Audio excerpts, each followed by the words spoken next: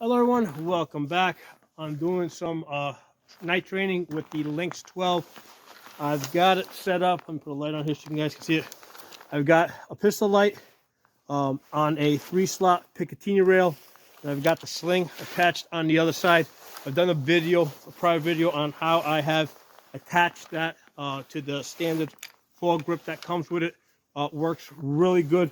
I found that this is a lot better than using the sling mount that comes with it, because when I hook it to the bottom, it kind of rotates the gun, whereas this, it keeps it better in position. And I put this one over here, I put it to the outside, again, stabilizes the gun. So I've got the Holosun 503CU on it, okay, and again, what I'm doing is I'm busting some clay discs. There's a major training value to this because it gets you to think about a lot of things, okay? What you got to do is find your target, get your reticle on the target, shoot the target, decide, did you do a good enough job, and then shoot again if you need to, okay?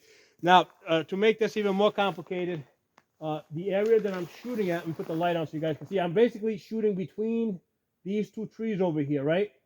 I want to be shooting between those two trees. I don't want to shoot those trees over there because I like the trees. I don't want to strip the bark off of them. So what I'm doing is I'm sending out my clay discs. I'm trying to aim it between those two trees, but there's a little wind out. What I want to do is, if I need to observe the target and decide, is it in the position that I want it in order to shoot it, okay? And if it's not in that position, I'm going to keep tracking it until maybe it gets to that position, and then shoot it, okay? So this has a real self-defense type of value because, in a real self-defense type of situation, just because, let's say, somebody's shooting at you, right, doesn't mean that you necessarily should be shooting back because of what's behind the threat, okay? Think of it, if your child is behind that threat that's shooting at you, are you going to shoot back? Absolutely not. So it's teaching you situational awareness. You're in this case, we're looking for the target because, to shoot it, but we're also looking at what's behind it, and deciding if we're going to shoot. If it's not in the position that we want it, we're going to keep tracking it. Maybe it will get to a position that we like, and then we could shoot it. And then if we do shoot it, if we're able to observe and see, did we actually hit it? Did we destroy it? If not, shoot again. So this is forcing you to do a lot of thinking that you normally can't do if you're just shooting at a stationary target. With all the type of training that we do, right? Everything is compromised. Okay, all modern day gun training is compromised because we can't have a situation where you're shooting at real people and they're shooting back at you so that you can get real life experience. Okay, that obviously wouldn't make sense. That's dangerous. We're not going to do that. Okay. So we have to basically we have to set up a lot of different training scenarios so that in total, they kind of bridge the gap of what each one is missing. So, for example, with AR-15, we're shooting at steel targets, stationary steel targets. Okay, so we got real guns, we got fake targets. Okay, with airsoft training or paintballing or laser tag. Okay, now we got fake guns. But we got real people and they're shooting back at us. So there's a value to be gained from that. Okay. So where one type of training falls short, a different type of training kind of can make up for it. Okay. A lot of times I train with 9mm ARs. Part of the reason for that is because with the 9mm ARs, I can shoot steel targets a lot closer than I can shoot them with 5.56, where I'd be concerned about a piece of the target, basically coming back and hitting me. Okay, so shooting with 9mm ARs, I can shoot steel a lot closer. So again, that's covering one of the shortcomings of my AR-15 training. So this training that I'm doing over here with the Lynx 12, that's allowing me to do a lot of thinking on my feet, a lot of find the target, assess it, decide if it's in a good position to shoot it, decide to shoot or not shoot it. And with this case, I'm also dealing with the light because I'm doing night shooting. So I'm starting off with the gun in the safe position, get the reticle on target, take the safety off, get the light, well, actually get the reticle on top in the direction that I think it's in, put the light on to find it, then take your safety off, immediately before you want to shoot. And then what you got to do is take your light back off, put your safety back on. So a lot of stuff going on there. You'll be surprised how quick and easy it is to forget to do things, okay? Especially when something goes wrong. Like if you get a gun jam, the first thing I usually find is that people forget to turn the light off, okay? So they get a gun jam, right? And what they'll do is they're trying to figure out what's wrong with the gun, how to unjam the gun, but they got their light on while they're doing this, which, of course, in a real-life shooting situation, all the bullets are going to that light, okay? So let me show you guys the clay thrower I'm using. It's a foot-operated clay thrower, right? So I'm going to be operating that myself. So, of course, that adds now to all the stuff that I got to process in my head. I also got to process operating this clay thrower on top of everything else that I'm trying to do here. The other possibility here is besides the clay not going in the position that I want it to go in so I can shoot it, a lot of times when it's this cold, it's like 10 degrees, what will happen is the clay will come out and it'll just break up, okay? So I'm not going to get a good target to start off with. So again, that's a situation where you're expecting to get a target or you're expecting to shoot, but you don't shoot because you don't get what you're expecting, okay? So all this makes for very good training.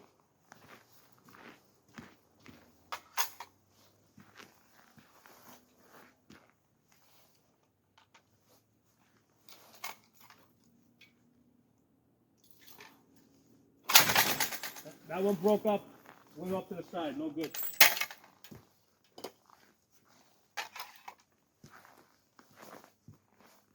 Now that time what I did is, the light I have right now is the Streamlight TLR1. This is a pistol light. I find it works really good on this gun because I can activate it with my finger without having to run pressure pads. However, because of this butterfly switch, it is really easy to accidentally, hit, right? Which is what just happened. I accidentally just hit it, and basically I had what we call a negligent light discharge, okay? In a real-life shooting situation, that could give away my position.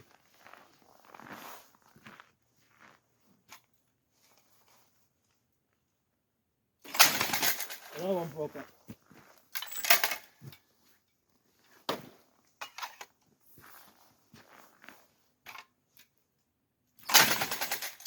Now that one went on the tree. Actually passed right by the tree. Didn't want to shoot that one. Go over a little bit.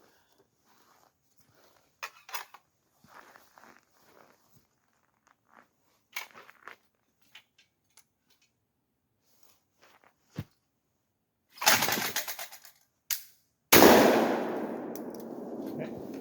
I'm pretty sure I hit that because after I took my shot and I turned my light off, I did not see the target, okay? Because normally with the clay disc, I would still be seeing it.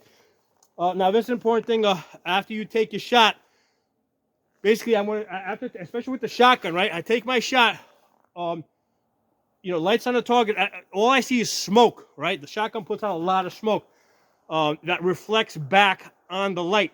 The best way to then see is to turn the light off, okay? So aside from turning the light off so you don't give away your position, you turn the light off so that you stop getting that reflection of the light back, and you can see through the smoke and see if the target's still there or not there.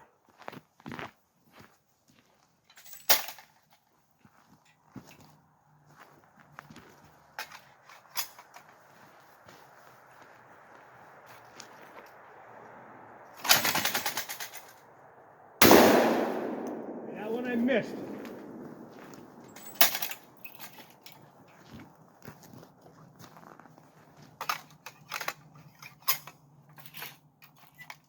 The reason I know that I missed is because after I turned my light off, I could still see the orange target.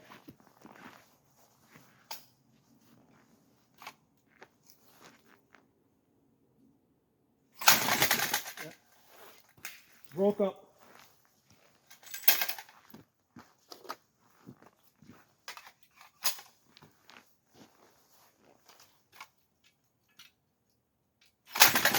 Broke up. Yeah, doing this time of year is hard. You know, with the thrower being frozen and the clay's also really cold. It's not an easy thing. But it adds to the training because you know, in a real life situation, you're probably going to not be shooting more than you're shooting, right?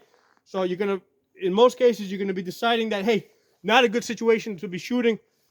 You know, things aren't right. I shouldn't be shooting. So in that sense, it makes this really realistic.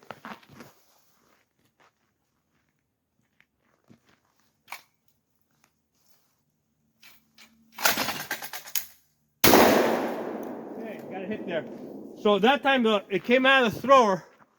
It actually it did break into two pieces as it came out, but one of the pieces was still good. I saw a nice big piece. I put on, you know, took my safety off, took my shot, and then I took my light off, and I saw it wasn't there, so the target was destroyed.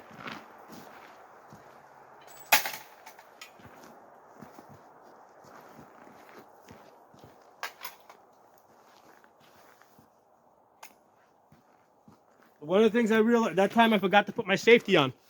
So again, a lot of things going on that you're trying to process at once. So that time I just looked down and saw, you know, I went to check my safety. You always gotta be constantly checking your safety. So I forgot to put my safety on before. I guess I'm thinking I got really excited about the hit I got. So again, you gotta practice this so that you can figure out all these bugs. After you get your hit, remember to put your safety back on.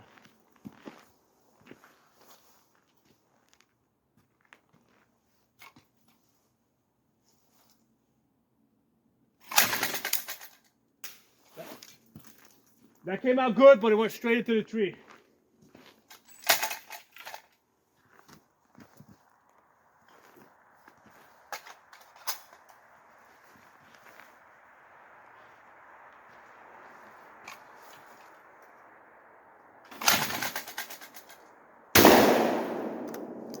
Pretty sure I got that. I didn't see it after I took my shot.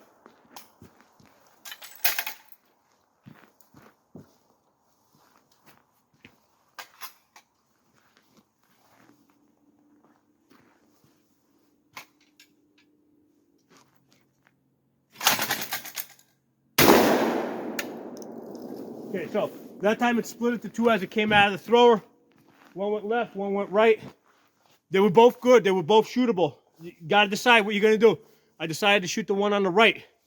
You know, and that time I remember to put my safety back on. Okay, so again, these are all things you got to be processing in your mind. You know, and this is on top of, you know, is the thrower working correctly? Are they coming out of the thrower? Because, again, because of the cold, the thrower is not working as good as it, let's say, would be working in better weather conditions. Let's see how much ammo I got here. So I got at least 2 more in here. 3 in the mag, 1 in the chamber. So I got 4 shots.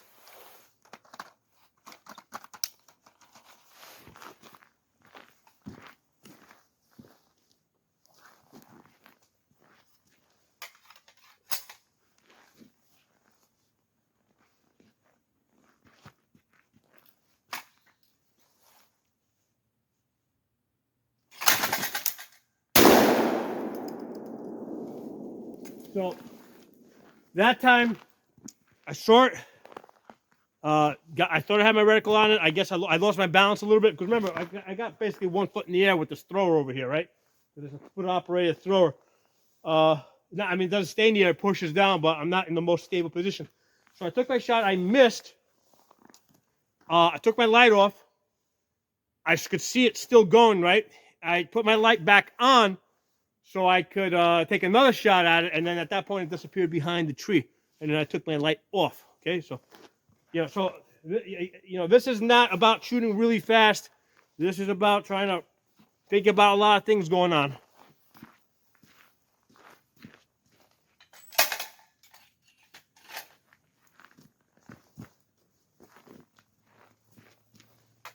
So when you do this, you want to do it the way. I mean, there's other ways to do this as well. They all got different, you know, offer different training values. What I'm doing is I'm analyzing every shot that I take. what I did, what could I do better, what I did wrong. So everything is, yeah, I'm analyzing myself after each shot so I can improve.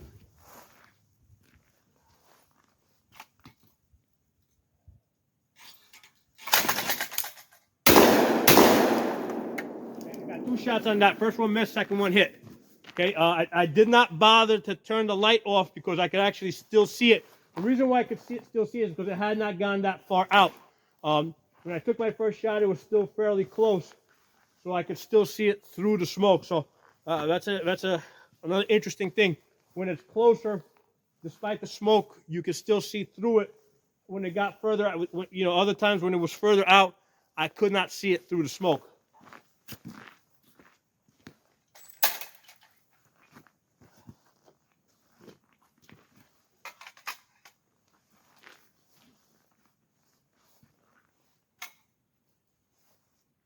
One of the things that I really have, as I'm setting myself up, yeah, I'm gonna actually point this thing down a little bit so you guys can see what's going on with my feet.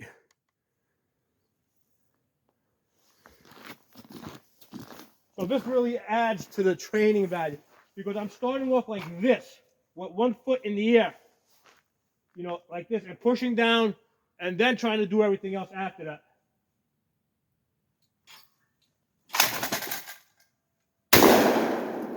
Time I got hit.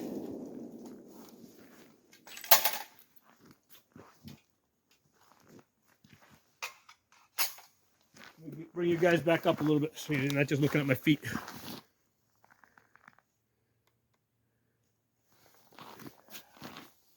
Lost track. Let's see how many we got in here. Oh, none in the mag.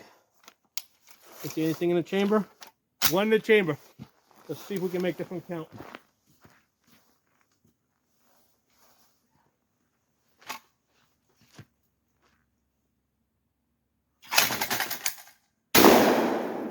Nice hit. Good way to end. So I hope you guys enjoyed that. But this is the type of training that I do. And especially doing this at night, it has a, it has a real training value because you're dealing with a lot of things, working with the clay thrower, trying to keep your balance while you're operating that, trying to work the light switch, trying to work the safety switch on an AK, which is, it's not quite as easy as the AR-15, right, where you just operate with your thumb. This I actually have to put this on. So with this, basically, my trigger finger or my middle finger has to move it, right? So that's basically the same finger that would be working the trigger.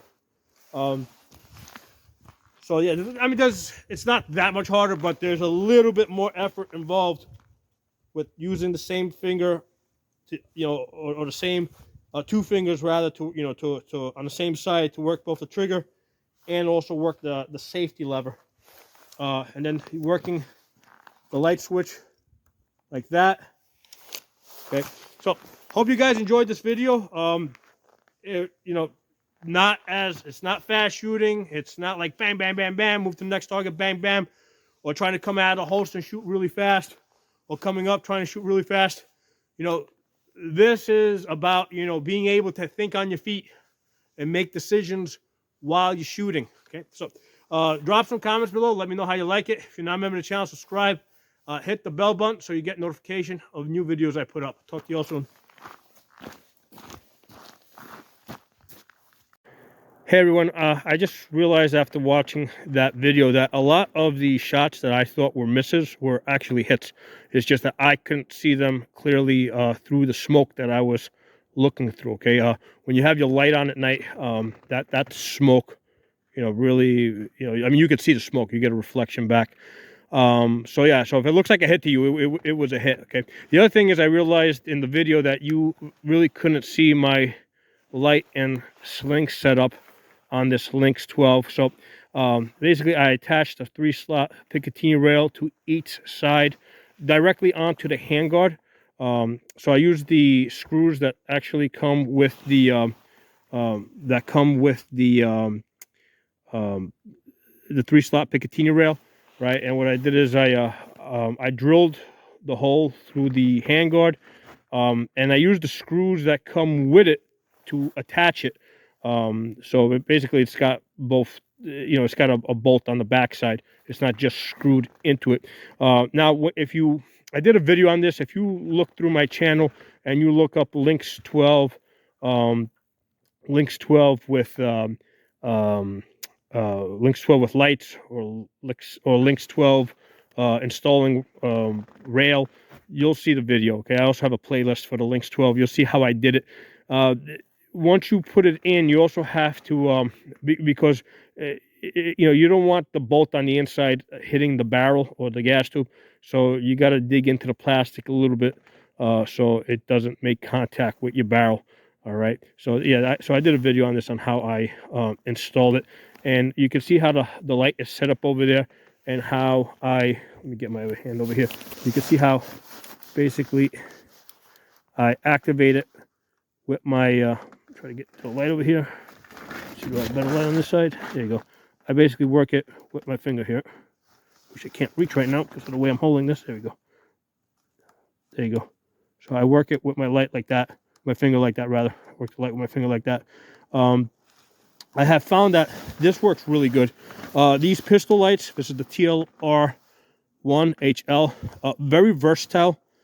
I'll put this like on an AR that has like a flat top or a rail on top. I'll basically just mount it to the top, and the reticle basically just sees over it, so it appears like a front sight post. But I'll put it like on the side over here of this Lynx 12. So it's very versatile. It's just easy on, easy off without having to run pressure pads and wires. And I can work that left side or right side. Because the only bad thing about the butterfly switch is that it's really easy to accidentally hit it and discharge the light when you don't want the light on. So that's the only bad thing about using the pistol light as a rifle light. But other than that, it's 1,000 looms.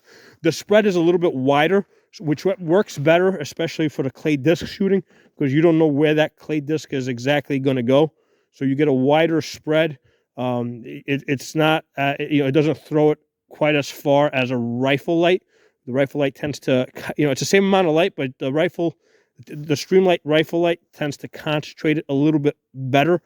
But when I compare the two side by side, there's really like a minor difference. Just one favors it, one is a little bit wider, the other one throws it a little bit deeper, a little bit more concentrated. Okay, but there it is. That's how I've got my light and my sling set up. Let me turn it on so you can see it better. Try to get to the light here. That's how that's set up. Works good for me. Okay, so hope you guys enjoyed the video. I'll talk to you all soon.